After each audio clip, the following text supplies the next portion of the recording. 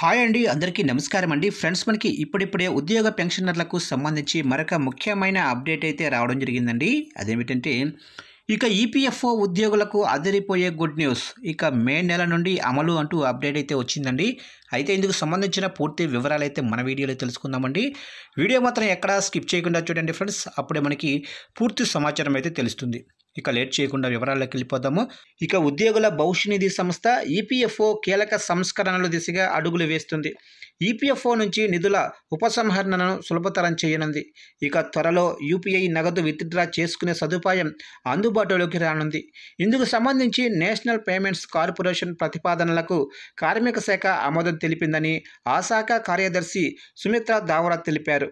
ఈ ఏడాది మే లేదా జూన్ నుంచి ఉద్యోగులు పీఎఫ్ మొత్తాలను ఏటీఎం యూపీఐ ద్వారా విత్డ్రా చేసుకునే సదుపాయం అందుబాటులోకి రానుందని వెల్లడించారు. ఈ మేరకు ఓ వార్తా సంస్థతో ఆమె మాట్లాడారు. ప్రావిడెంట్ ఫండ్ నిధులు పొందే విషయంలో చందాదారులు అనూహ్య మార్పులు చూడబోతున్నారని తెలిపారు. కేవలం నగదు విత్డ్రా మాత్రమే కాకుండా పీఎఫ్లో ఎంత మొత్తం ఉందో కూడా యూపీఐ ద్వారా చూసుకోవచ్చని చెప్పారు. ఆటోమేటెడ్ సిస్టమ్ విధానంలో ₹1,00,000 వరకు విత్డ్రా చేసుకోవచ్చని చెప్పారు. ఇక కోరుకున్న అకౌంట్కు ఆ నగదును బదిలీ కూడా చేసుకోవచ్చని పేర్కొన్నారు. ఇక డిజిటలైజ్ చేయడంలో ఈపీఎఫ్ఓ గణనీయమైన పురోగతి సాధించిందని దావరా పేర్కొన్నారు. విత్డ్రా సదుపాయాన్ని క్రమబద్ధీకరించడానికి 120కి పైగా డేటాబేస్లను ఏకీకృతం చేసిందని తెలిపారు. అంతేకాకుండా క్లెయిమ్ ప్రాసెసింగ్ సమయం కూడా కేవలం 3 రోజులకు తగ్గించిందని చెప్పారు. 95% క్లెయిములు ఆటోమేటెడ్ ప్రాసెస్ రూపంలో జరుగుతున్నాయని తెలిపారు.